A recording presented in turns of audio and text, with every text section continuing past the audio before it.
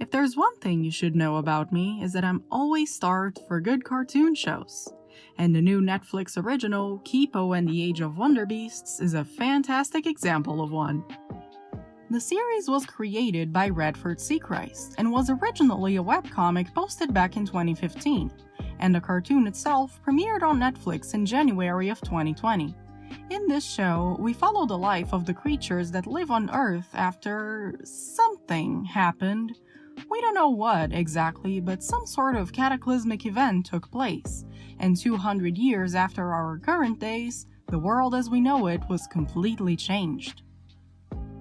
Animals went through a kind of mutation process which affected them in different ways.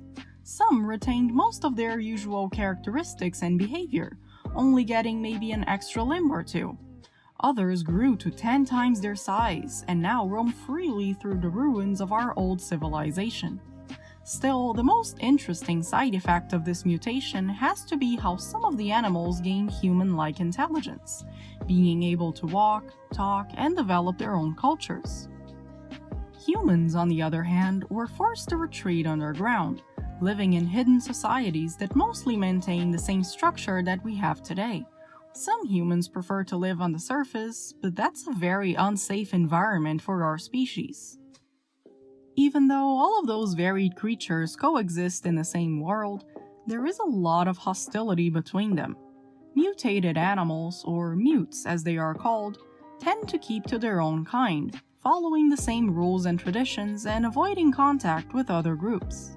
They have a really tight sense of community, and they are very protective of their own factions. The one thing that unites them is their hatred of humans, who, on the other hand, learn to stay hidden and avoid trouble in order to keep their own communities alive. The world building in this show is definitely its strongest quality. Every new episode brings us a new mute gang, or a new creature type, or a new land to discover, and I just can't get enough of them. Every character has their own set of mysteries to uncover about themselves too, and learning about them is just as fun as exploring the world they live in. And as you explore it, 3 things become extremely clear. 1. This world is really fun to explore. 2. These different mute communities are really tight, which often translates to hostility. And 3. Kipo is really good at bonding with them. And the answer to how all those 3 ideas work is the power of music. So join me as I investigate how that is possible. I want to talk about Kipo.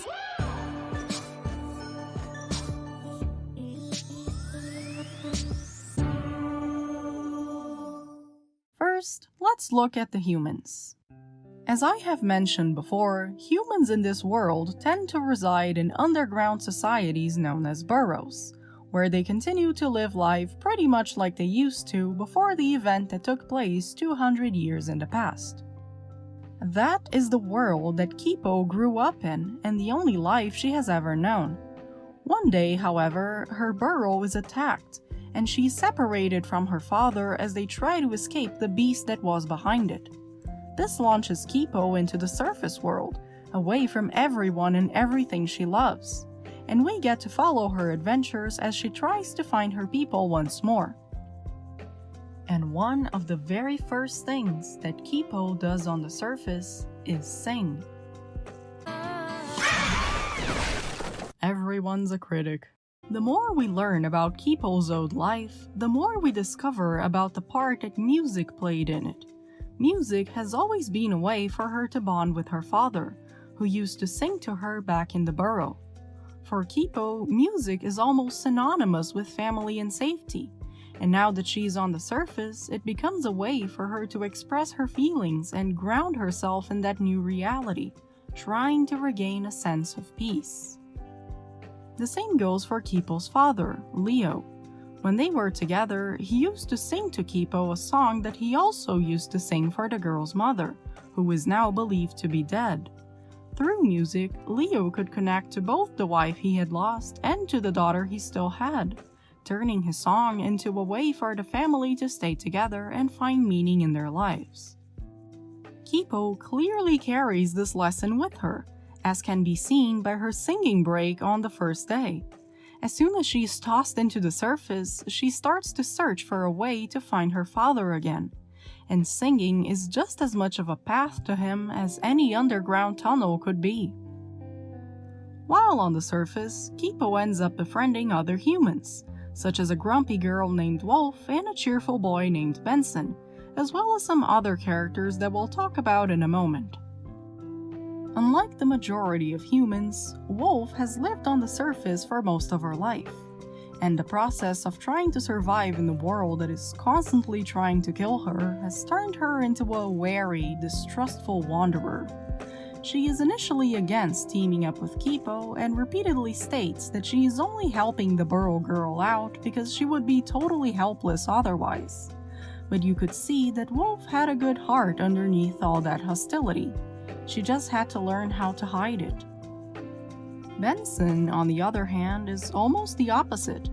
He is a surface dweller too, but unlike Wolf, he is very friendly towards Kipo. Although he initially tries to get something out of helping her, he quickly decides to come along simply because he wants to be around her, even looking forward to joining her and the other humans in their burrow if they were able to reach it.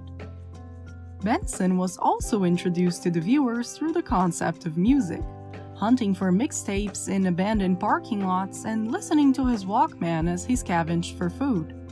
Even though he lives in a world where humans must fight for their lives, we see that music for him is just as much as a priority as any other resource. He puts on music when he wants to feel inspired or to lighten up the mood in a tense situation. He refuses to give up his Walkman, even if it could cost him his life. Music is what first allows him to bond with his crush, and what plays in his mind when their eyes meet for the first time. His ideal world, as seen in a dream vision, is one where he gets to dance freely with his friends. To him, music is joy and freedom, and serves as a way to connect with others. When comparing Kipo and Benson to Wolf, it's easy to see that she is the least musical of the trio, and also the least friendly. She has no particular links to music or to other people. Even though we later find out that she used to live in an abandoned karaoke room with a functioning karaoke machine, she didn't actually try to sing along to it, and instead used the sound system to scare off predators. Kipo is the one who gets her into music, singing the cheesiest song imaginable, one that, coincidentally, Benson knows too. Wolf is initially against singing along, but reluctantly realizes that the song got stuck in her head, and even finds herself humming it by the end of the episode, much like how she took a while to warm up to her new friends, and eventually started to feel comfortable enough around them to loosen up. Music has a direct connection to the bonds that humans are able to establish and cultivate throughout the series, and it's a powerful tool in creating a sense of community, safety, and friendship.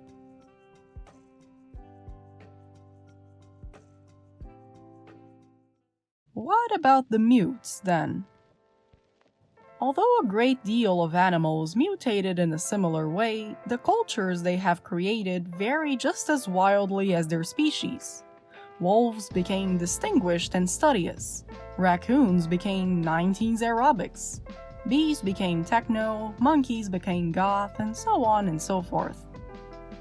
The communities these animals formed are very much centered around their species, and they have little to no tolerance to other factions, becoming rather territorial. Their hatred of humans and occasional taste for brunch are some of the very few things that they would dare to admit they have in common. In crafting the identity of their groups, music becomes an essential part of the process. Each mute gang ends up having a musical style that defines them. The umlaut snakes are characterized by their rock jams. The Newton wolves have an entire rap presentation about the history of the universe. The Timbercats have their ballads about their leaders. The Trash Raccoons have their aerobics tunes. The Chevreau sisters have their chants. and that's not even close to all of the groups in the series. As aggressive as those communities can be towards one another, they are brought together in part by their musical identities. It's part of their culture and how they can make themselves known, as well as a way to keep their memories and stories alive. One of the most infamous mutes in the series is Scarlamagne, who is known for terrorizing the land and threatening the safety of other groups, especially humans, as he plans to build a golden empire and rule the surface world. This terrible villain is also characterized by his own sound. He is awfully fond of classical music and plays it non-stop for the members of his court, who are forced to dance to it. When we find out more about Scarlamagne's past, we see that music was one of the very few ways he had of expressing himself, and even then he had to keep his talents hidden. He has been powerless for most of his early life, and was only able to survive thanks to the mind-controlling capabilities of his pheromones. Now that he has all the power he could dream of, he uses it to craft his identity as a glorious monarch, which includes forcing his servants to dance to the piano songs that he plays. As morally twisted as his sense of community can be, it is still defined by a musical identity. So far, we have explored the ways in which the concept of music has been used in the show in order to build a sense of community between the members of a group. However, the series also shows us that music can be used as a way to overcome the barriers between those very same factions. Though mutes prefer to stick to their own kind, their shared hatred of humans can occasionally bring them together. This is something that a traveling band of performers takes advantage of when setting up their next musical presentation, which will tell the tale of how Kipo terrorized the Newton Wolves. Even though the story that this performance tells is far from the truth, it creates a memorable show that members of all sorts of mute factions can enjoy together, despite their differences. It also serves as a way to spread a message across the land, even if it is a rather biased one. The Timbercats had already shown us that music can be used to preserve history and its figures, and now we see how useful this can be when you want to disseminate an idea. Bound by their shared love of music and hatred of humans, the mutes put their differences aside. But what if you could take away their hatred and focus just on the bonding? That is exactly what Kipo does several times throughout the series, pretty much every time she needs to gain someone's trust. When her group of friends is captured by the Timbercats, she is able to overcome the hostility of their faction by getting them to sing about their leader, Yum-Yum Hammerpaw. By giving the cats a chance to share their culture and heritage, she not only learns a bit more about their world, but also shows them that she is willing to listen and help them. Once she enlists the help of the cats, they venture into the land in search of the beast that attacked Kipo's burrow, which sends them into the territory of the Umlaut snakes, who are very unwilling to let them pass freely through it. As the snakes hunt them down, Kipo is able to gain their respect by jamming along to their rock anthems, creating a song that they deem worthy of their admiration. Through music, she shows her talent, which is something that the snakes value, and she proves to them that she is willing to use her skills in their favor.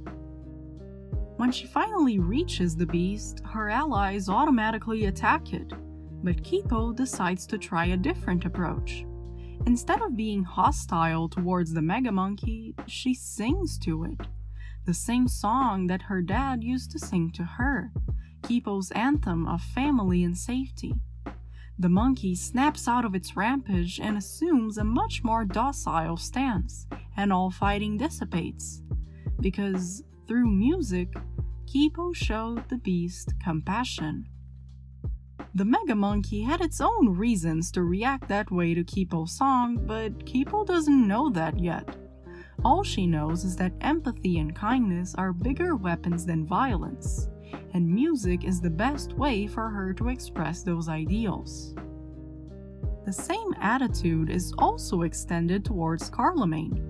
While all other creatures obey him either because they fear him or because they have no other choice, Kipo decides to give him a chance and listen to his side of the story, trying to make him realize that what he is doing is wrong.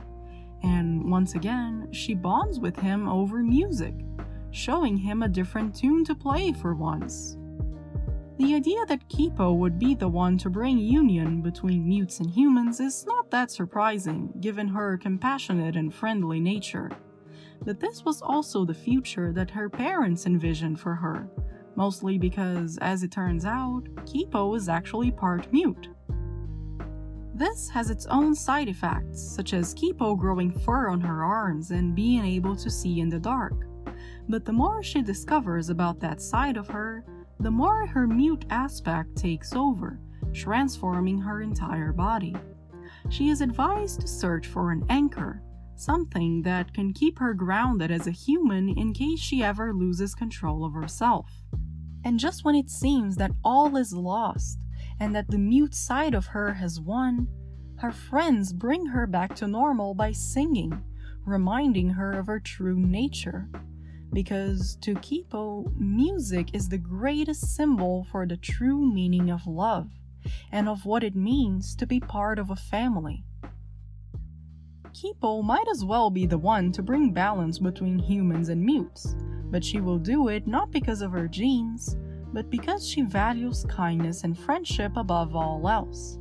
And because, to her, those ideals are so intrinsically tied to the notion of music that sharing music also means sharing that same sense of community. It is also telling that Benson, the character who was introduced by the very concept of music, also seems to have reached a level of trust with a mute that no other humans have, since he travels the world along with his best friend Dave, a mutant insect. Sharing your songs with others is the best way of letting yourself be known and trusted, and the show gives us plenty of examples of how many barriers these actions can overcome. The relationship that this show has with music also goes beyond the characters themselves. Pretty much every episode brings a new tune to the soundtrack that is both the last thing you would expect and the only thing that you need. Did you ever want to watch a high-stakes fight sequence set to French rap? It's the sort of thing that I didn't know I craved until Kipo gave it to me. During an interview, the composer for Kipo talks about how the music in the show is able to lighten up the tones of scenes that could otherwise feel dark and scary, suddenly turning a terrifying sequence into something funny and cheerful. He wanted to evoke the idea of a future world that is very chaotic, one in which barriers no longer existed. And if the story tells us that there's anything that can destroy barriers, it's music itself. Music is what made this otherwise dark and dangerous world feel so fun to uncover. It's what built the communities that now rule it, and it's what allows Kipo to transcend their prejudices, uniting those who would otherwise never work together. Kipo and the Age of Wonder Beasts is a fantastic show that I can't get enough of, and you can bet that I've got that soundtrack playing on repeat now. It is a wonderful thesis on how music can help us craft an identity and build a community, and how it can overcome the very limits that we ourselves created. Kipo, as both a character and the series, shows us that kindness and friendship can be incredibly transformative, and that art holds the power to truly build a community, which is something that we desperately need in case we want to make a world we can feel happy to live in. Thank you for watching.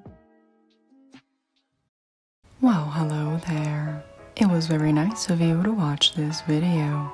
If you have enjoyed the video, you can do those cool things such as clicking the like button, subscribing to the channel, and clicking the notification bell too. You can also follow me on Twitter and share this video with your friends. If you really like what I do, you should consider supporting me on Patreon. I have linked it down in the description and I highly recommend you check it out.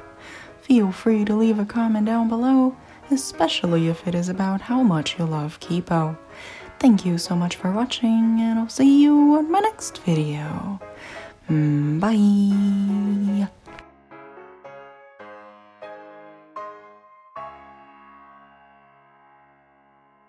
You guys already know how much I love the Moomin Valley albums, but trust me when I say that the Kipo soundtrack is filled with nothing but absolute bangers.